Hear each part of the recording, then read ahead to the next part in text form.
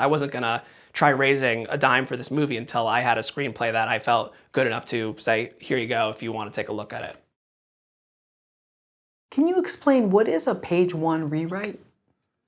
Say a page one rewrite is to look at the screenplay that you have and be willing to just move it to the side and essentially start over from a new point, and to not be attached to whatever was in that first draft, and to have a mindset of being willing to change everything in there. And in this case, I say page one rewrite is also pertaining to the fact that on like page one or page two is originally in the earliest scripts is when our like very initial incident happens, and based on what happens on that page affects everything else, because this script, when we were outlining it, is such a puzzle. Everything leads to the next thing that happens. It's a therefore but, and when you change one little thing in the beginning, it affects everything else that happens. And so even if it's like, oh, it's one little tweak on page two, it affects the following scene, this moment, it affects what happens here. Oh, now this scene doesn't make sense anymore because the character doesn't have to do this. But then the scene that followed that, it was because of the previous scene that's now cut. So now that scene's irrelevant. And so it's a page one rewrite in that it ends up having a different trajectory like altogether. And in this case, it's because there's such a ripple effect on every single thing that happens in the story.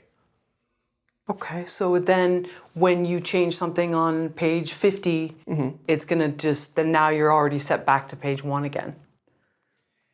In some cases, yes. In other cases, it's more of a rewrite when it happens at the beginning, I think. But yeah, I would say overall, when I looked at the script itself, and in final draft and everything's black in the first draft, and then I look at the next draft and every page is full of blue, it shows that just so much is different.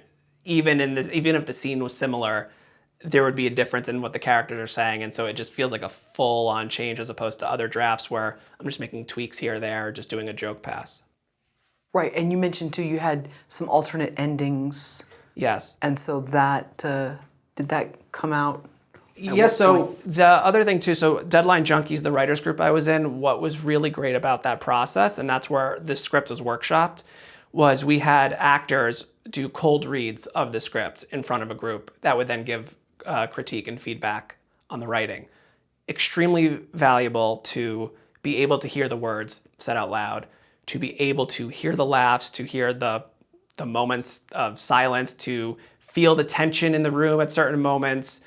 And getting that feedback was really important because you're so in the story that I'm someone who I always value what the people around me have to say about what they're seeing. Now, whether I actually follow that or heed their advice is one thing, but if I'm hearing the same note multiple times, there's usually, every note itself is valid, but when there's multiple notes that are the same thing, that's when I'm really, there's a click in my head that says, okay, let's look at this.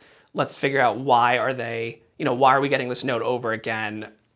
How do we work through it? And I think ultimately our initial ending was, there's just such a wild direction that we went in. And then there's a version where it's the much tamer version. There's a happy ending, there's a sad ending. But the most important thing is the ending satisfying? That was the most important thing. And for me writing it, and for John, once we landed on where we ended up landing, the answer is yes, it's incredibly satisfying.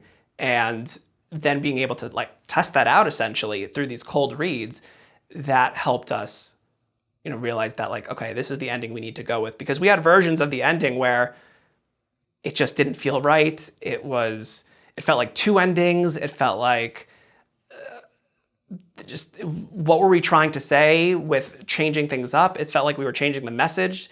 And so ultimately there was some trial and error, but we got to the exact specific ending ultimately.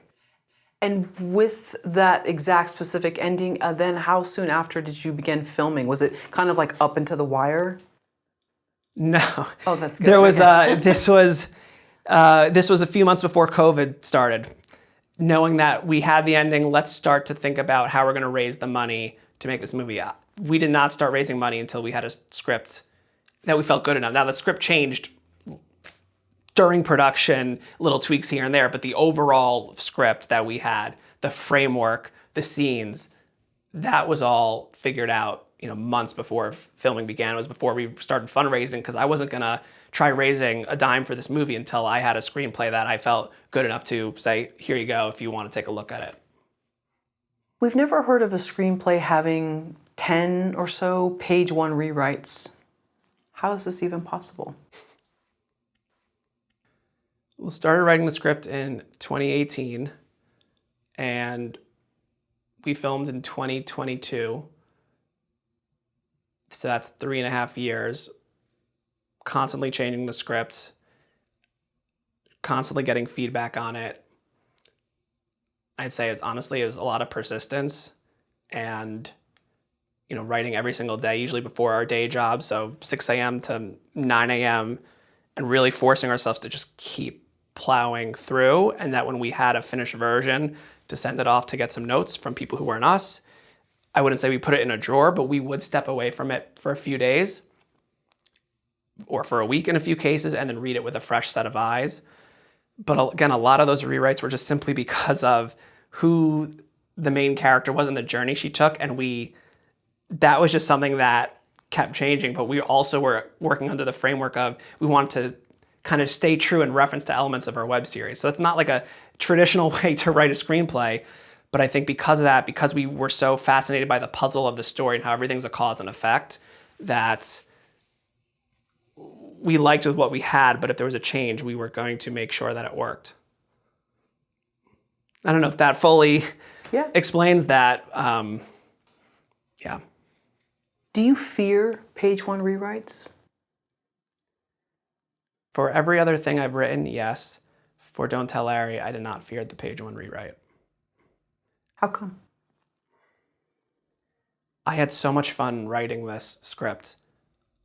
John and I, it's 6:30 in the morning and we're tired and we're laughing. We are enjoying what we are writing. The motivation of committing that this script that we're writing is going to end up being made into a movie, and just having that determination, it was so much motivation to kind of keep going. And I think the other thing too, you were saying with the page one rewrites, writing the script is one thing, and writing a script, my first draft, usually I'm not thinking about production at all. But then as the scripts continue, in the case of Don't Tell Larry, if this is a movie that we're gonna make, we have to start thinking logistically on how is this plausible? And you have to be very specific and very visual and say, well, characters aren't just gonna stand and talk, are they? Because that's not a movie. What are they doing in this scene where they're talking about this topic, whatever it may be?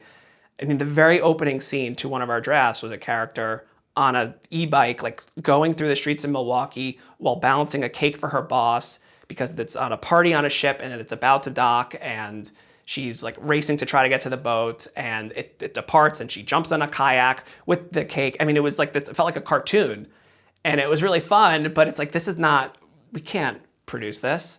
And so that also just informed kind of how we wrote the script. It helped kind of shape,